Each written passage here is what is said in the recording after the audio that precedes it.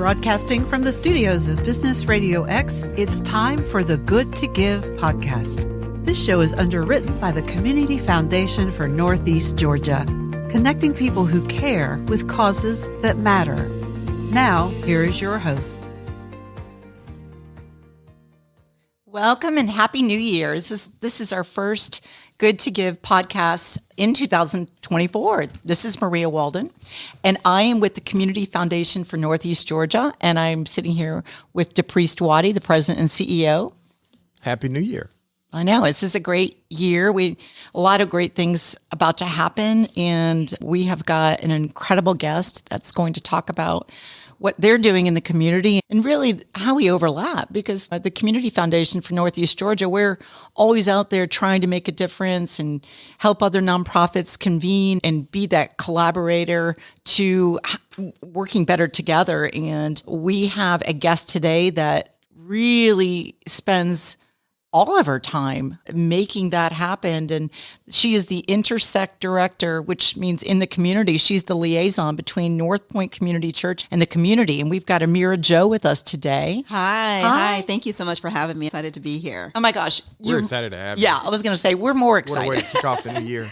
I know. This is such a great way to kick off the year, because as we're planning for the year and what we're doing to make that difference, and we have such opportunity. I'm going to go back to, I attend North Point, so I can speak to this. And the opportunities are right in front of us and what we can do individually to make that difference. Yes. And love to talk about what that looks like. And I know that many of you listening may attend North Point, but we were just chatting about the fact that North Point meets you where you are. Yes, we do. And you said you called it something, and I'm going to let you share that, Ameera. We meet you where you are, but we are a church for the unchurched. So we welcome anyone into our buildings, and we want people to feel comfortable that being there as well. We don't want you to have a bad church experience, and we don't want to just turn you away from church because of certain rules and things like that. So we really welcome everyone. And we've done a really good job, I think, of creating an environment where everyone can feel welcome. Yeah, no, I agree with that. And I think if we all thought that way, and what we could do to not just take up space, but make that difference in whether in church, that fellowship that's there. And you shared a story with someone that non-Christian that you met at the gas station, I think you said. Yeah, I just met a young gentleman. He is from Vietnam, and we were at the car wash, actually. Oh. There's something to do with cars. Yeah. But yeah, we were just sitting there, and he was just chatting me up, and we started talking, and we started getting to know one another. And I told him that I was a pastor at North Point Community Church, and he wanted to know more about that. And so I was like, hey, why don't you come and join my husband and I for church? And he did. And he's been there actually for 2 Sundays in a row. And I'm just so excited. He's not religious. He does not follow any type of faith. And so it's been a real eye-opener to have conversations with him and to welcome him into our church as well. That is so beautiful and exciting, because you're including him in something that he's not necessarily been used to or just have experienced in the past. And DePriest, you could probably speak to this as well. I can. I've been to North Point several times, and I've actually been a part of the men's Bible study group. I fell away after COVID started. Yeah. But what I find is that individuals who are not particularly religious or churched, they love an invitation to come into a community. Yes. Period. Yes. And that's the beginning point of feeling as if you're valued, your opinions are valued, your lifestyle is valued. And we need to do more of that. And I'm glad to see that North Point is expanding its footprint and making sure that those seeds are planted so that folks feel a connection to just community and what community does. And it's a reciprocal way of looking at community, because not only do you give, but you receive so much more in return. Yeah, you're right. We really do pay attention to what's going on in the community and how people are reacting. And we try our best to create those pockets of engagement for our attendees as well, paying attention to empty nesters and young adults and all different types of demographics of people. We really try to pay attention and to lean in and do what we can to create environments where everyone could feel welcome. That's so important, and that is fellowship, and that could really it's not only always at church. There's so many other ways we have fellowship. And as I was thinking about this morning and having you here with us today and talking about how we all make a difference in this community and how do you get more involved? And is it through a church or is it through a community foundation? Is it through a nonprofit? Are you a volunteer? Are you contributing financially? What are the different ways to get involved? But what you have going on at North Point Community Church and all the different like small groups and different organizations. You've got a leadership lab that's getting ready to take place tomorrow. I know you have those very often. You are really trying to reach everyone, corporate, nonprofits, individuals, families. Right. Before we started, you're global because you were just sharing that you have 3 families from the Ukraine. And my guess is that's not the only country that you guys are involved with. Like the Community Foundation and how much overlap we have. We work with the Ukraine and we're working on and trying to do better on a global basis, but all over the state of Georgia, for the most part, you guys are a little bit further outside of that scope of Atlanta. How far do you reach? Oh, we have global reach. We have partners in Australia, South Africa, the Middle East. So we have a reach all over, not only here in Georgia, nationally, as well as international. So how do you reach all those people? Yeah, we do so through partnerships with other churches, partnerships with nonprofits. And we align ourselves with them and we basically help them. We have this motto at North Point that we partner and not pioneer. We can't create and do everything, but what we can do is partner with people doing great work all around the world.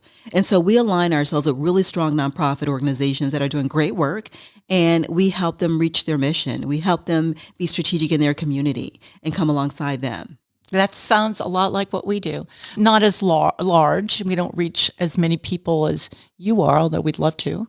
I think that's your somewhat goal, DePriest. It is. About a year ago, around this time, is we championed the World Peace Revival, and that brought folks around the world together under the teachings of Dr. Martin Luther King and the placement of the statue at Peace Park in Atlanta.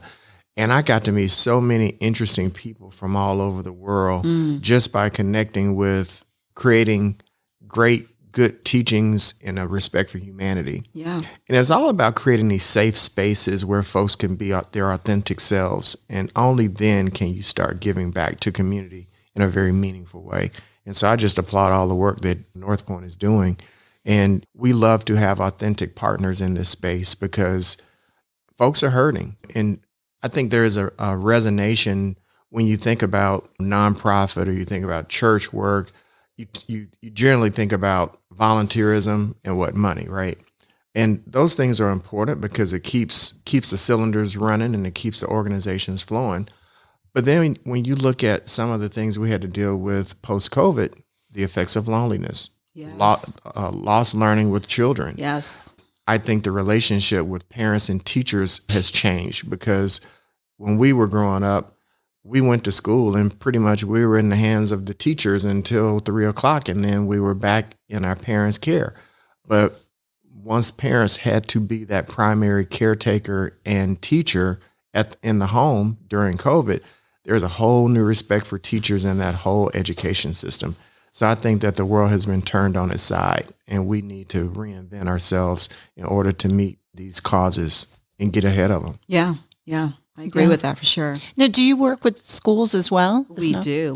It's interesting. Our Buckhead churches has been working with schools longer than we have here at North Point, but we've learned a lot from them. And since about 7-8 years ago, we started working with schools. And I was really apprehensive because I wasn't really sure how schools would react to a church like, hey, we want to partner with you. Right. What does that look like? Yeah. And we were new. We're like, we don't know what it looks like, but let's try. Do you mind just trying to rock with us and let's see what we do together? And so we actually started our first school partnership with Ameera Academy here in Alpharetta. Yeah. And that was about 8 years ago. And together we have grown and we've learned so much from one another. And we've been able to do some really amazing things. And since then, we have partnered with more schools and we've extended that partnership to Fulton County schools as a whole. Wow. And when I say Fulton County, I'm talking all the way from the airport all the way down up here to the north side of town. We work with Dr. Looney, who's the superintendent of Fulton County schools, and his entire administrative office to support the entire county as well. So what do you do in the schools? Like, what tactical things go on? Yeah, that's a great question. One thing we have is a mentoring program. So that mentoring program runs from the entire school year. And so what we do is that we partner our attendees at North Point with students in the school, and they basically come in and mentor that student all year.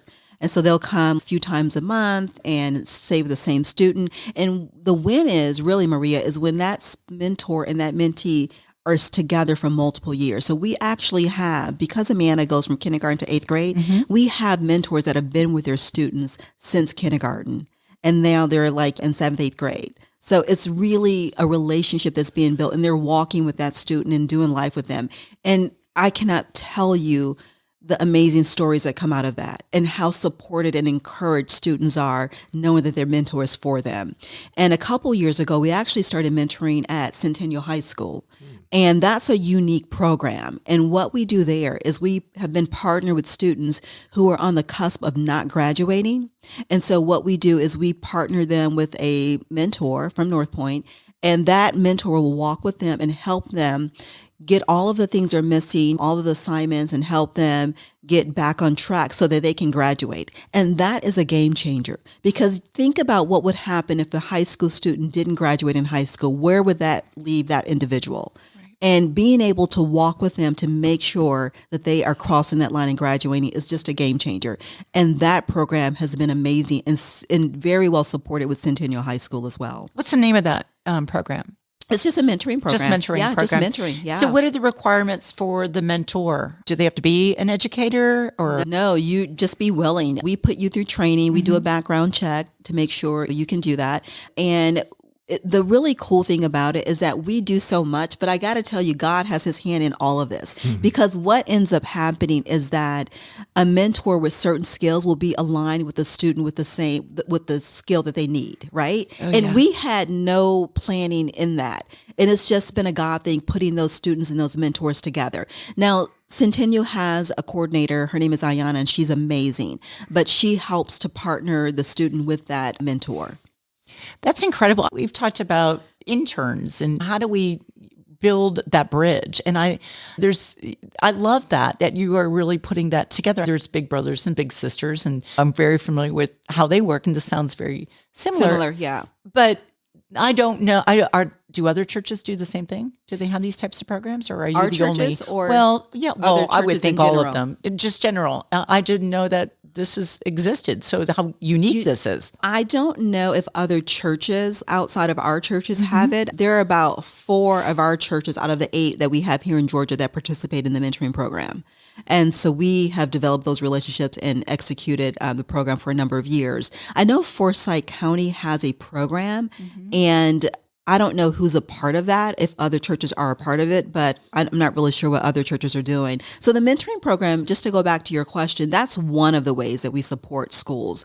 Another way we support schools is we basically, because we develop a partnership, we want that school to let us know when they need something, right? Hey, the principal at Amanda, Jean-Jacques, will come. Ameera, we really need help with XYZ. Can you help us? We need teacher support. Like, our teachers don't feel enough love and they need to be encouraged and support. We will do a teacher appreciation lunch or do something like that, or do gifts for the teachers or something like that. We do school supplies for the students as well. We support the school where, through our Be Rich program, which we'll get to a little later, but through the Be Rich program, we've been able to provide staffing. Full staffing positions. They needed a math instructional coach, and we were able to provide the income, the salary for that particular position. So we come alongside in what they need. We let them tell them what they need, and what we get out of it is we get an opportunity to mobilize our folks in the church to go out and serve, and that's really what we want. Those are game changers. That really is. And the reason I ask if there were other churches, because I think this is unique, but the uniqueness to North Point Community Church is that you really are in the community. Your role, and I just don't hear about this very often, that you're really not trying to gain anything other than what you just said, getting your people, the congregation involved in, or providing them opportunities to get involved. Right. And I love that. I don't really hear much of that. And spending money, as far as you said, as far as a salary. How do you raise money to be able to do something like that? Is that the Be Rich campaign? Yeah, we have this amazing generosity campaign that we do every year. And it's this 2024, I think we're going to be going into our 19th year of the Be Rich campaign. Wow. And it's a campaign where our pastor, Andy Stanley, will kick it off by asking for $39.95 from people. And it's a campaign where we raise money, but we also garner service opportunities all throughout the county. And so what that looks like is we will sit down with the various nonprofits in our community, and we will ask them, what would help you go further faster? What are some things that you have not been able to do on your own that would really make a difference for your nonprofit? And so they will give us a list of these projects that they would fund it, right? And so we take that information, and I have to tell you, these nonprofits are nonprofits that we've been working with, and they're fully vetted by our organization. And so we don't have this super long list of nonprofits, but we have a good list that represents the need in our community. And so once they give us that list, we take that information and we go through it, we vet it ourselves, and we create a list from all 8 of our campuses. We create one list, and as money comes in, we are able to fund projects. And I have to tell you, 2023 was an amazing year. We raised over $8 million, and we gave it all away. Congratulations. Wow. I have the best job ever. When I call someone, I'm like, I got to come visit you to give you a check. So I know. Yeah. It's funny you say that, because I have been on the other side of fundraising, and you're hounding your friends, or people run from you. Yes. And in my role now as development officer for the Community Foundation, it's the first time ever that people want to see me, and because they're like, oh, she has money to give away. So it's a whole different perception. Yes. And I love it. Yes. And it is the best job. And we have a very similar Yes. role in the community, and really looking for the opportunity to be able to give money away. And at the Community Foundation, we provide grants and a lot of different ways, in not necessarily in a mentor type program, but in financial. And DePriest, you probably want to chat a little bit about just for those that don't know what a community foundation does and how similar this is. It's very similar. One enhancement that we also provide our nonprofits is technical support and professional development. We found that particularly during COVID, that a lot of our nonprofit leaders were just exhausted. Staff got to be thin. Some staff decided that they wanted to take a break. And you had a lot of nonprofits that were operating not only on shoestring budgets, but shoestring HR staffs as well. And so over the last few years, we've been providing these courses to help strengthen nonprofits on the back end, operationally, spiritually, intellectually, and professionally, to help them grow their businesses. Yeah. And so many of them are just beginning to write grants. You're finding that many of them are looking outside of their traditional footprint for additional funding to support. And then they're coming up with some really innovative ways of getting matching grants and getting introduced to new people. And so with that said, we've also, last year we had our nonprofit academy, which happens in the spring, and we'll be talking about that a little bit more down the road. But we introduced a segment called Mental Health for the nonprofit leader. And it was amazing the stories that they were telling around how stressed out they were and how they really had to force themselves to take a woosah and check out for a little bit and not feel guilty, because guilt was a big part of the equation when you see so much need and then you trying to address that need head on. But then it's like that old adage, you got to put that oxygen mask on yourself before you can help anybody else. And we gave them permission to do that. Yeah, I love that. I love that a lot. Yeah. That staff, working with the nonprofits, we also see staff that they go well beyond the call of duty, and they work long hours to support those in need. And so we try our best to pay attention to that as well and support them and use our resources that we've created, our churches, to help them as well. So I love that you do that. So when it's very similar to what we do is we vet nonprofits. Ours, are for our fund holders, and a lot of the money that we manage or we give away, and parts of it come from generous people that want to open a donor advised fund, and that have and want a philanthropic journey, similar probably to your Be Rich. And I want to just pause there with that just for Be Rich.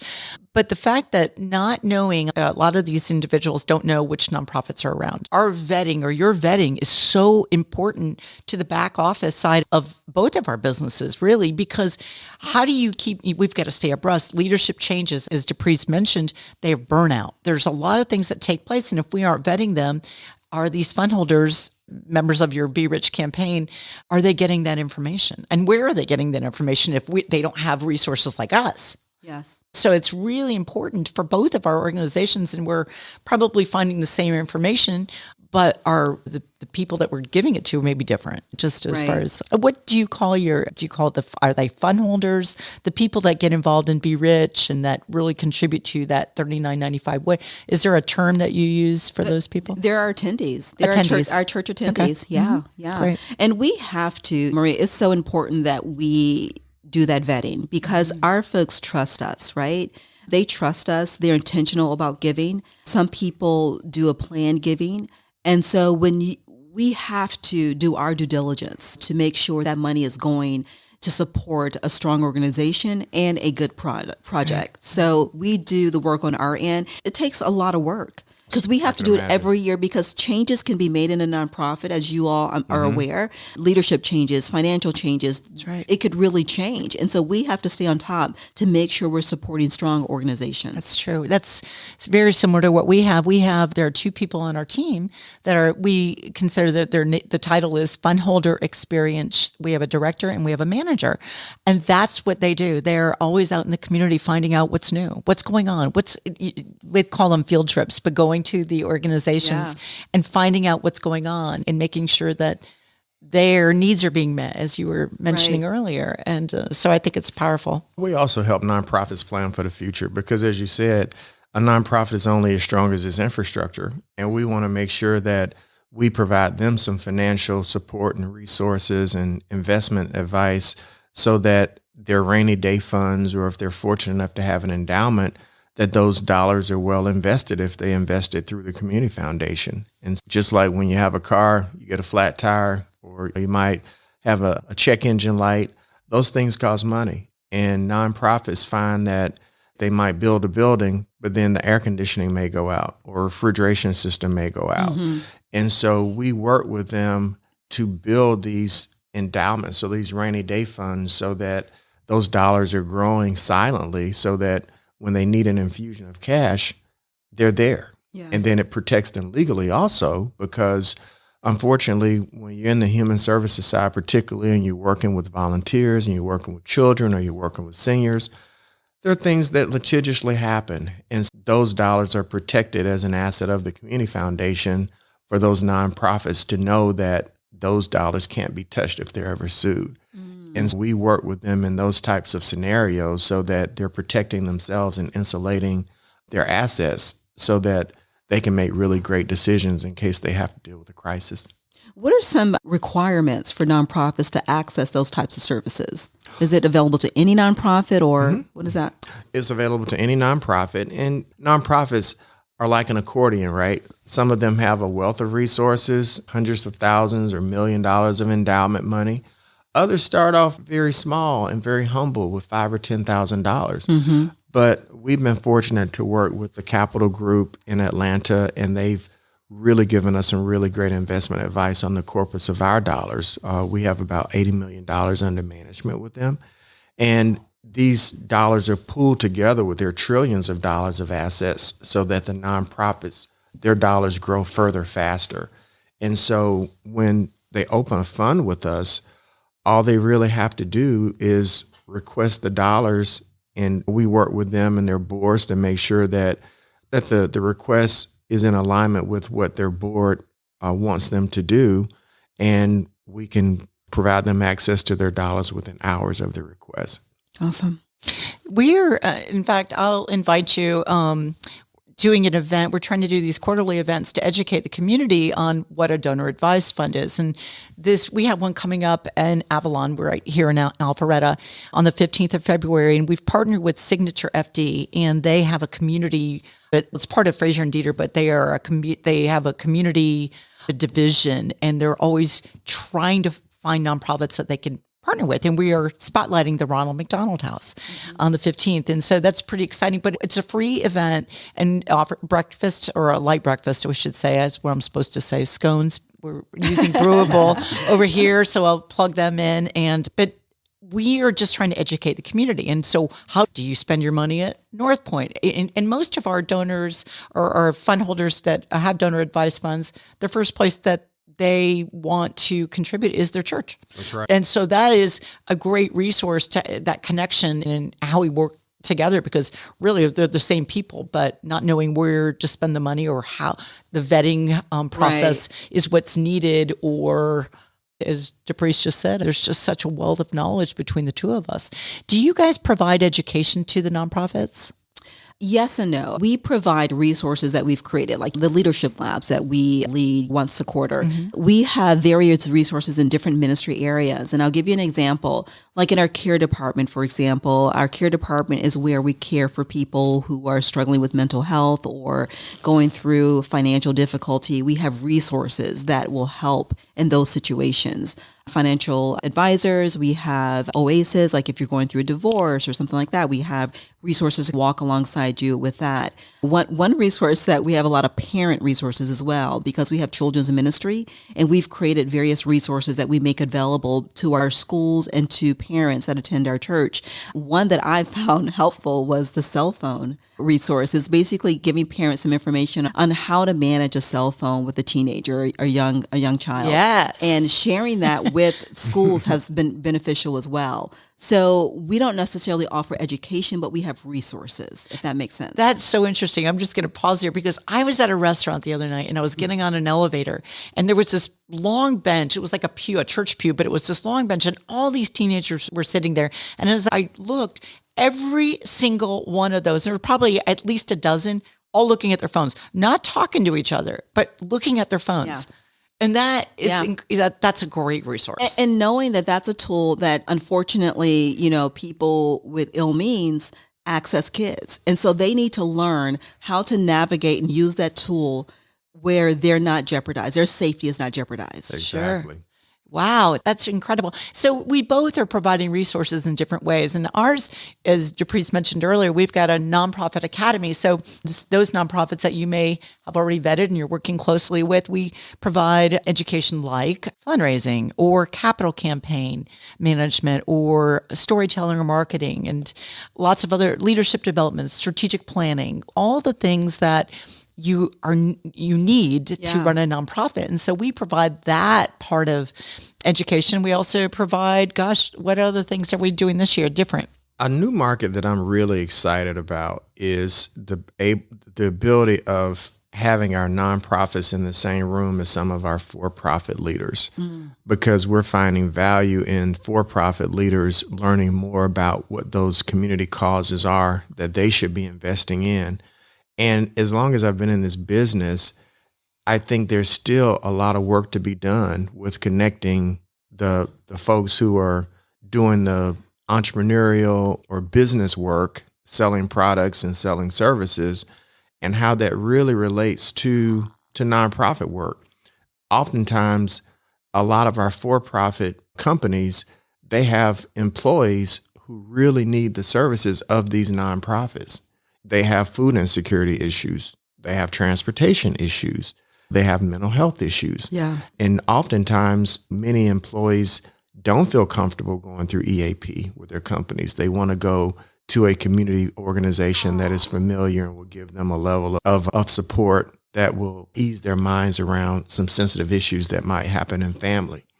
We have for-profit companies that are dealing with employees that are victims of domestic violence. And that is a very sensitive area that requires a lot of confidentiality. And these nonprofits insulate not only the individuals from violence, but also insulates the companies as well. And it helps them to be more alert and more aware on how to protect their employees. That's great. I would love to invite some of my nonprofit partners to access some of your resources as well and your educational programs. Sure. I think that would be a huge benefit to them. We have a friend, Chris McChesney, who's going to be at your leadership lab. And to DePriest's point, that is why we brought Chris in, and we in November had an event. Chris McChesney with the 4 Disciplines of Execution did a big program, 3-hour event for us, and that because we wanted to invite not only nonprofits, but for-profit individuals. And you guys are very involved with that, but I know you're having him tomorrow as well. I think we're both sharing that for-profit, nonprofits kind of collaboration and thinking, what do we need to provide? Because I think both sides of both sectors need all of it. And so the fact that you guys are providing that in your leadership labs, and I know you've gotten some really great and tremendous speakers, that's what we're trying to somewhat provide to the organizations that, as DePriest mentioned, the corporations. And that's another way that maybe there's potential partnership and how we could feed into that. And North Point has been a phenomenal partner with us as we have hosted Chris at your campus. Yes. And you guys have been just so generous and so helpful in helping us to spread the word and have a really great, phenomenal place to host that event. So thank you very much. You are so welcome. This is an all-you-can-eat buffet because there's enough for everyone here. I think both organizations are really trying to make that difference and opening doors for individuals to be able to join us in that fellowship and that growth. And how do we make those changes? The world is seemingly falling apart. A lot of times I look at the news and I think, oh my gosh, it's so negative. And how do we make that positive difference? And it sounds like this is what our goals are. Both organizations are really working towards how do we make that impact? What do we do? What can we do to move the needle and help others to see the same thing? Yeah. And I know that you want to talk a little bit, I see your Be Rich stuff there. So share a little bit more. No, I want you to. And that how people can get involved and what that looks like. And tell us more about Be Rich, because that's a really big program you have going on. Yeah, thank you. One thing I wanted to say, Maria, is that when we look at the community, we as a campus, we have created strategy, and what we want to endear ourselves to the community. We want the people in our community to know we're here, happy we're here, and better off because we're here. Mm-hmm. And so every ministry in our church, and every church, has that in mind, has that endearment strategy in mind. And what can we do to make an impact within our community? We're going to share the gospel for sure, but what else can we do to reach people? And so we have the Be Rich campaign, but we also have things that we do outside of Be Rich as well, where we're trying to reach and make an impact within our community. Be Rich is one way we do it. It's an amazing way. And I've talked about the financial impact as well. But when you look at that, we have 8 churches in the metro Atlanta area, but we also partner with over 60 churches nationwide, and then a few churches internationally. And so that impact is not only happening here in Georgia, but Be Rich is happening like all over the globe. And it's just a beautiful picture of God's love and grace throughout the world. And another component of Be Rich is the serve component. Mm-hmm. Because what we do is when we talk and we sit down with those nonprofits and get things that we can fund, we're also asking them, how can we serve you? What can we do to serve you? And so can we do different projects? What can we do? So we garner literally thousands of projects for people to step in and serve those nonprofits. And what we aim to do with that is we want to move our attendees from ignorance to awareness to engagement to lifestyle. We want people to know about the nonprofits and the organizations and the issues in their community, become aware of that, get involved, and make it an actual lifestyle of serving other people. That's what we really are striving for, right? And so with the serve component, we're really trying to meet people where they are, because we have different types of service opportunities for people. We have free things where you don't need money. You can just go and serve and do something. You can do something from your home, like writing notes of encouragement, things like that. We have places where you can show up and serve, like my family did. We did for MLK. We went to the food pantry and we served NFCC's food pantry yesterday, and it was amazing. On Monday, and it was amazing. But we also have opportunities for children. We have as little as toddlers can get involved and do something with our Lighthouse Family Retreat organization. We do DIYs where you can do them in your own time. Just you can sign up for it and you can execute it and then just drop it off when you finish. So we really try to create variety so everyone can make a step towards service. I love that. And you are really creating a mindset. If you're starting with toddlers, and I was one of those toddlers that my parents we couldn't even take dance lessons unless we gave back and danced for a nursing home, because that was it's give or get. They weren't going to pay for it unless we were going to do something about it and we were going to serve. But I love that you're really providing these opportunities for people to really get involved. And I know the Community Foundation, we were just scratching the surface on creating volunteer opportunities. Mm-hmm. And this is something maybe that there's some partnership in that too, because feeding people into a resource that, how do I get involved? Right. And not everyone's aware of that. And you have the heart for it, but what is available? And so that's amazing. I do think in order to share the gospel, you have to show the gospel. And so those acts of kindness and in those hours that our volunteers just organically generate for the betterment of the world, I'm an optimist, and I think that the news is always going to show the gloom and doom. But I think that the more we do more of this, I think it makes it tougher to report the gloom and doom, because that barometer goes down of gloom and doom. And I think that what we're doing is corrections work. Might not necessarily, these are our unsung heroes, and they might not necessarily be on the front page, but I think that they truly have a calming effect on the world in so many different places. And I think that's how that spirit of giving works. And Be Rich, the name itself, for some, it could be a little off-putting. What does this mean, Be Rich campaign? It really originates from 1 Timothy 6:17 through 18, when Paul is telling Timothy to be rich in good deeds and be willing to share. Amen. That's where the name Be Rich comes from. So that's what we're trying to do. Be rich in good deeds, and we want to share. We love that, and we definitely share a lot of overlap here, and we're definitely trying to, and we're striving to reach the same types of people and mindsets. We only have a few minutes left, but I want to make sure that how would people reach you, Ameera? Do they call you? Is there a different approach to this to get involved? Yeah, people could reach out to the church. They can go to our website, northpoint.org. They can reach out directly to our ministry, Intersect, by going to intersect.org, www.intersect.org, and we'd be happy to hear from anyone. Now, will there be a list of volunteer opportunities there if they go to the website? There won't be a list of opportunities right this moment. We just ended our Be Rich campaign in December, and so now we're ramping up for the new year. So we don't have anything listed right now, but if you want to get involved, what we do have is a list of all of our nonprofit partners, and you can go and directly connect with them and volunteer. That's beautiful. I'm sure they appreciate that. And we are so grateful that you've made time, and we'll figure out ways we can do that. We have an opportunity for anyone that is listening and love to learn about how to be rich or their campaign, but more than anything, and generosity of giving. And that we provide these on a quarterly basis for anyone's interested in opening a donor advised fund, learning about it. It's free. It will be held February the 15th from 8 to 10 in the morning at the Greater North Fulton Chamber of Commerce in Alpharetta, Georgia. And please join us. It's, like I said, free, and love to see you there and learn about philanthropic giving and what the Community Foundation does. And Ronald McDonald House, I said we are spotlighting them, but in the future, we are always looking for nonprofits to spotlight. If you have some ideas around that, we'd love to do that on a quarterly basis, or talk about how we can get your group, your folks, your attendees involved in something like that. And so, DePriest, how would you like to close? There's just so much information here today. This is so energizing because we're in January, and this is a great way of starting the new year. And I think that for those of us who are really looking at the next 12 months as to how we can impact our communities, you can't ask for two better organizations to navigate the causes and the things that need to happen in our community. So, Ameera, thank you so much for having coming me on board today with North Point and the great work that you guys are doing.